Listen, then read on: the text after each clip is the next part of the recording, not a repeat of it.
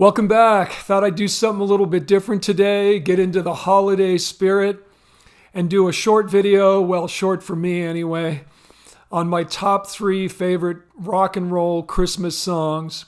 Now, one thing I should mention, I made sure in picking these that they were all original songs written by the band or the artist.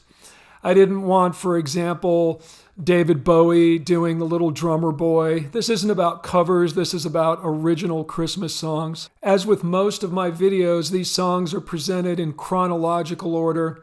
It's not a countdown as to which one I think is the absolute best. As usual, please like, subscribe, share the video, ring the bell icon. What did I forget? Oh, please consider a small financial donation. Buy me a coffee or PayPal. There are links in the description of the video. Let's get going. Well, way up north where the air gets cold, there's a tale about Christmas that you've all been told. And a real famous cat all dressed up in red, and he spends the whole year working out on his sled. It's the little Saint Nick, little Saint Nick. It's the little Saint Nick, little Saint Nick. For our first selection, we go all the way back to 1963. I've always loved this little tune, and I think what I like most about it is they basically took the typical early Beach Boys theme about hot rods and applied it to Santa's sleigh. Verse 2 is a great example. Just a little Bob Sled, we call it Old Saint Nick, and she'll walk a toboggan with a 4-speed stick. She's candy apple red with a ski for a wheel. And when Santa hits the gas, man, just watch her peel. Very clever. The tune was first released as a single, and apparently it reached number 3 on something called the Billboard Special Seasonal Weekly Christmas Singles Chart. That's a mouthful. I never knew such a thing existed, but you learn something new every day.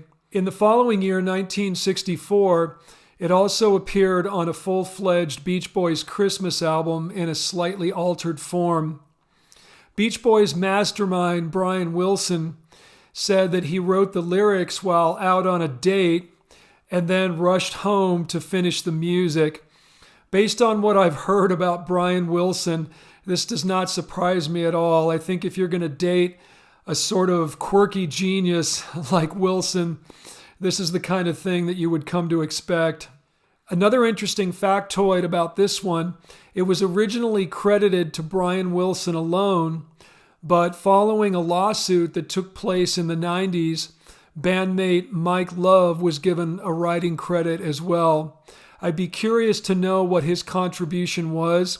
I suspect it was probably mostly lyrical, but I don't know that for a fact. The song is in A-flat minor, but as you can see, I'm capoed on the 4th fret, so I'm just going to call out the chords according to their standard open chord shapes. E minor, A major, that's a 1-4, and the fact that the 4 chord is major indicates that it's actually a Dorian progression. Then we get a nice little D, D major 7th, and leave it to Brian Wilson to throw in a little D sharp diminished there. Serves as a nice little bridge between D and E minor. Way up north where the air gets cold, there's a tale about Christmas that you've all been told, and a real famous cat all dressed up in red, and he spends the whole year working out in his sled. It's the little Saint Nick. So this is Christmas, and what have you done? Another year over, and a new one just begun. And so this is Christmas. I hope you have fun.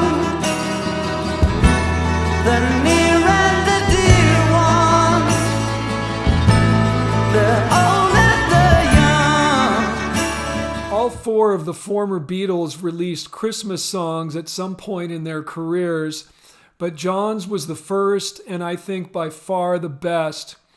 This is a combination Christmas song and anti-Vietnam War protest song.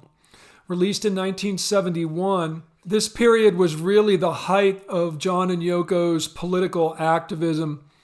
The following year, in 1972, John would release his Sometime in New York City album, generally considered by critics to be his biggest disaster. The overt politics are really heavy-handed, and it just gets to be real tiresome real quick. But with this tune, I think he struck a nice balance. Upon its release, the song went to number 4 in the UK charts, and it's actually popped in and out of the charts several times over the years, most notably in 1980 when it shot to number 2 after Lennon's assassination in New York City. In 2012, it placed number 10 on a UK poll for the nation's favorite Christmas song. Happy Christmas features backing vocals provided by the Harlem Community Choir. Yoko boldly takes the lead during the choruses, and I have to say she actually sounds pretty good backed up by the choir. This song is also notable for certain similarities to other songs of the past.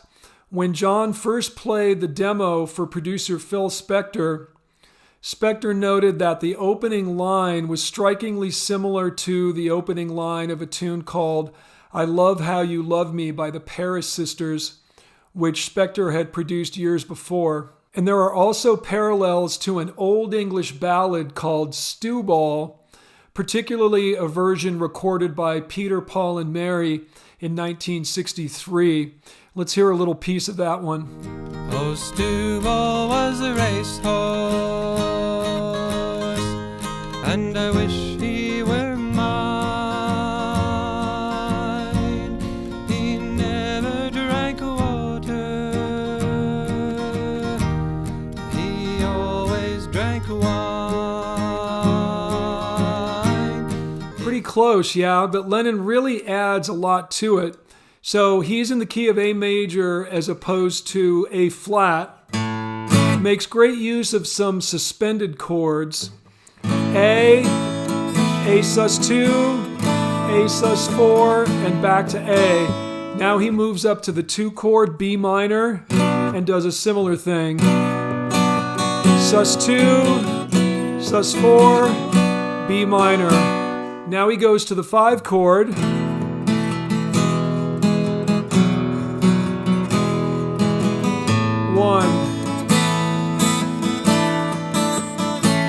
Then we get a modulation, D. Same progression though, right?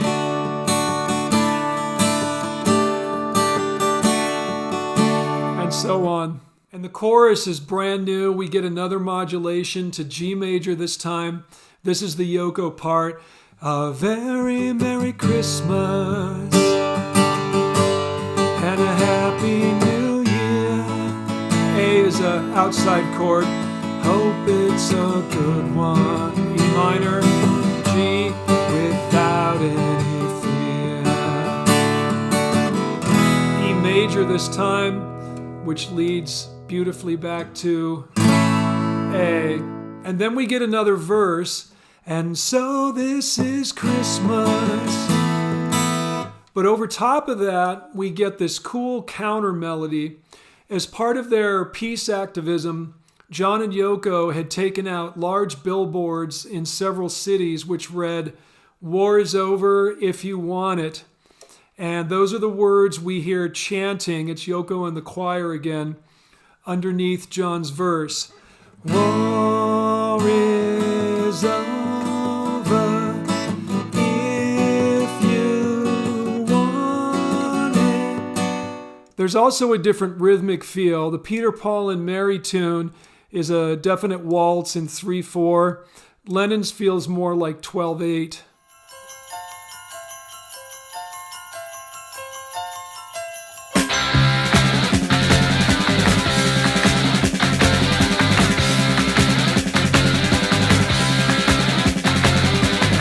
When I was small, I believed in Santa. And I would hang up my stocking at Christmas, open my presents and I'd be glad. But the last time I played Father Christmas, I stood outside a department store.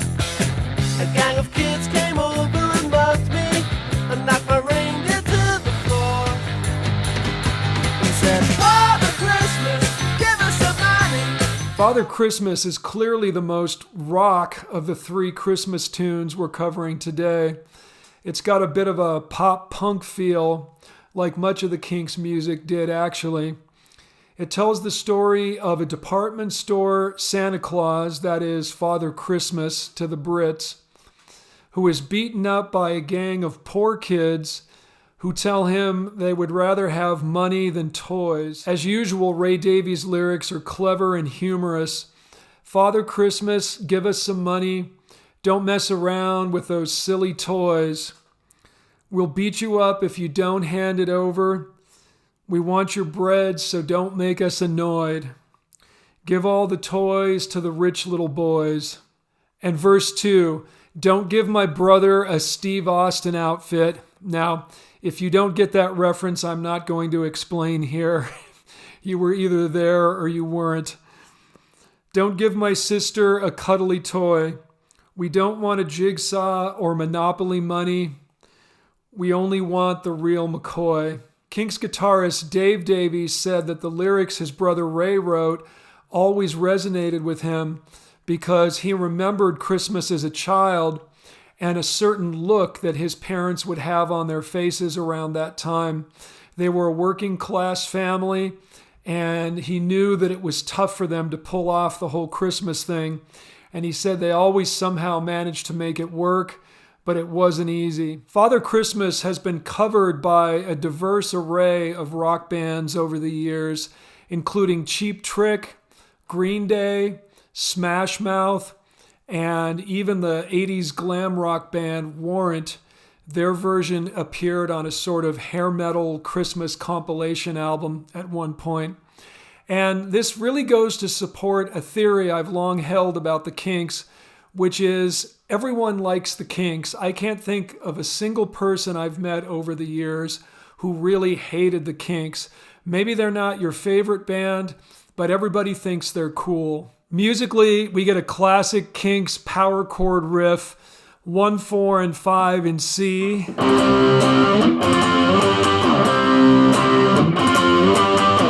I love the tasteful little solo that Davies plops in here. It's a great example of blending minor and major pentatonic. We're in C. He starts off in position 1, C minor, but he ends that phrase on the major third, so he's at it right away, blurring those lines. Now he shoots down into position 1, but major, which is 3 frets down.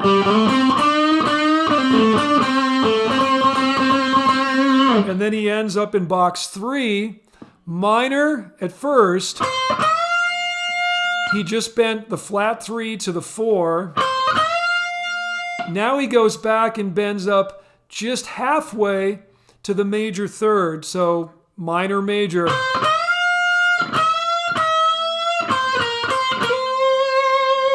And then ends up sliding flat 7 to root, kind of a minor feel again. Very cool. So that's it for today. Can't believe I made it in under 15 minutes.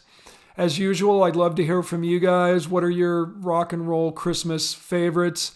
I can think of a few that I know will come up in the comments. These just happen to be the 3 that I like the best. So thanks again. We'll see you soon.